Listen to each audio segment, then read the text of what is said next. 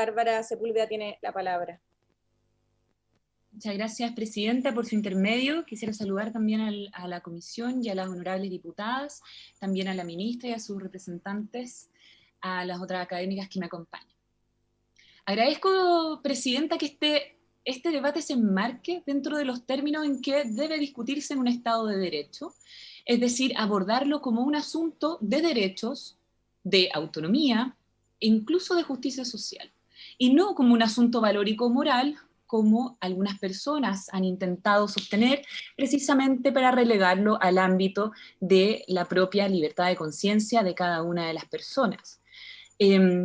Poco tiene que decir ese derecho cuando abordamos un asunto como la interrupción voluntaria del embarazo, sino más bien el enfoque que debe dársele es precisamente el del acceso a la salud, en particular de la salud sexual y reproductiva, y como un asunto, por supuesto, de salubridad pública. Estaba escuchando los argumentos que también mi colega académica señalaba previamente en contra de este proyecto de ley, precisamente centrando también algunas discusiones sobre materias de derechos humanos, y que constantemente vemos citada una norma en particular. Se utiliza mucho el argumento de la Convención Americana de Derechos Humanos, que en su artículo 4 prohibiría el aborto y lo criminalizaría. Sin embargo, es preciso señalar que es esta jurisprudencia del sistema interamericano, además, desde Artavia Murillo hasta la fecha, el que ha precisado el alcance de la cláusula de protección de la vida del artículo 4 de la Convención, y hay un consenso a nivel del sistema interamericano que en la actualidad nos muestra que es evidente que la regulación del aborto debe quedar precisamente al orden de cada Estado interno y para sus órganos legislativos, en este caso el Congreso Nacional, la definición respecto de si se avanza o no en la despenalización. Esto, además, es un acuerdo político internacional, el que se ha denominado un acuerdo de neutralidad, para no ejercer entonces presiones indebidas sobre los estados por las determinaciones que tomen respecto de los derechos de las mujeres. Creo que la utilización de este artículo y del argumento de los derechos humanos, Presidenta, para argumentar aquí, me parece que es una tergiversación de la misma norma y de la evolución jurídica de los derechos humanos por sus propios órganos dentro del sistema interamericano, pero además por la jurisprudencia internacional. Me parece que quizás voy a hacerme cargo de otro argumento, otro aspecto que se menciona de la mano, por supuesto, de los derechos humanos, ha sido esta idea de que el embrión, el cigoto o el feto serían titulares de derechos humanos en tanto son personas. Yo quisiera mencionar, Presidenta, y al resto de la Comisión, por su intermedio, que esta es una discusión que jurídicamente, al menos en Chile, está zanjada. Ya mencionaba, por supuesto, la profesora Yanira Zúñiga, el Tribunal Constitucional de Chile, en la sentencia sobre la ley de interrupción voluntaria del embarazo en 3 causales en el año 2017, ya señaló que se trata de un bien jurídico especialmente protegido. Es decir, ni el embrión, ni el cigoto, ni el feto serían personas. Y además, esa sentencia, y esto quisiera recalcarlo, establece por primera vez en la historia constitucional de Chile que la mujer es persona.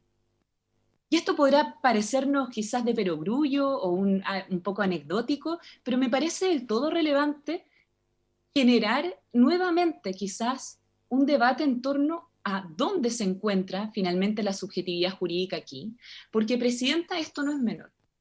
Si es la persona la titular de derechos fundamentales, y en esto estoy de acuerdo, entonces es la mujer la titular de derechos fundamentales y, como el mismo Tribunal Constitucional ya lo dejó establecido, el feto, el embrión o cigoto son bienes jurídicos protegidos, especialmente protegidos de todas maneras. ¿La ley debe propender a su protección?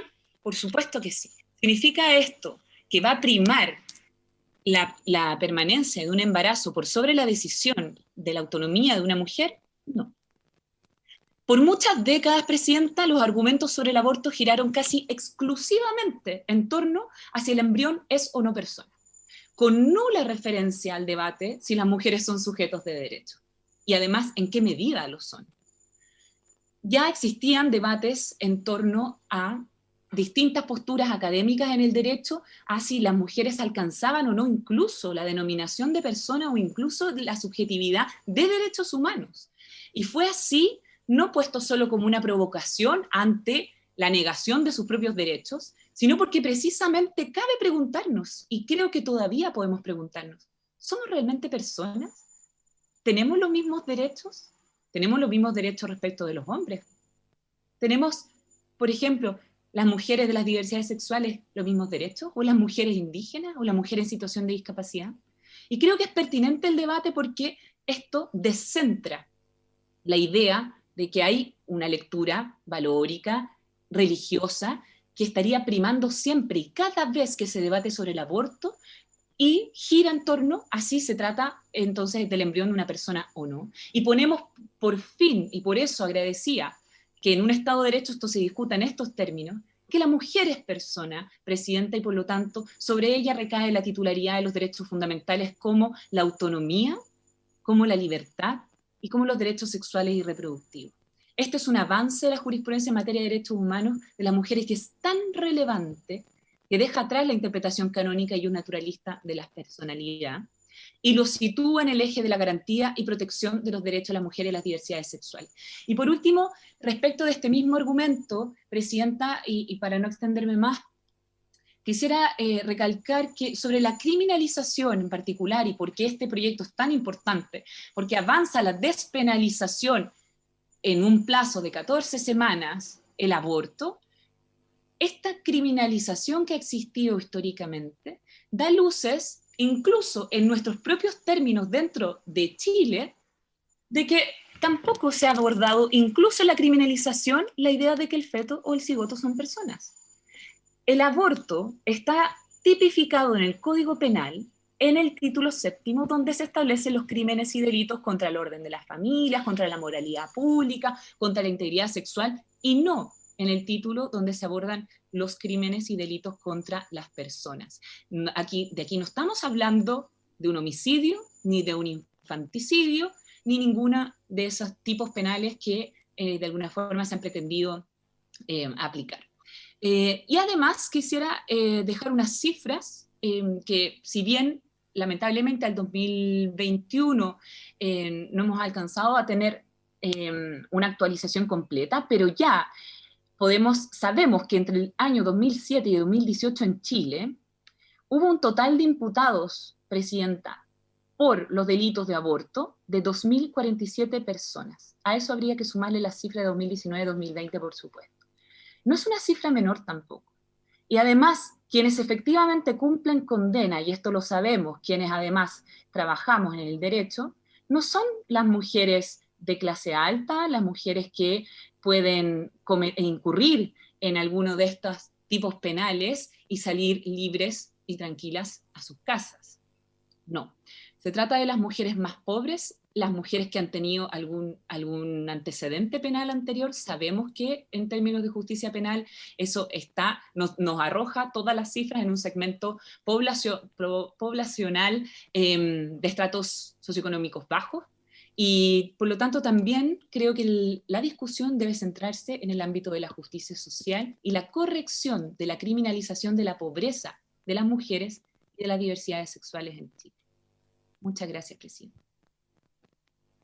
Muchas gracias, abogada Sepúlveda.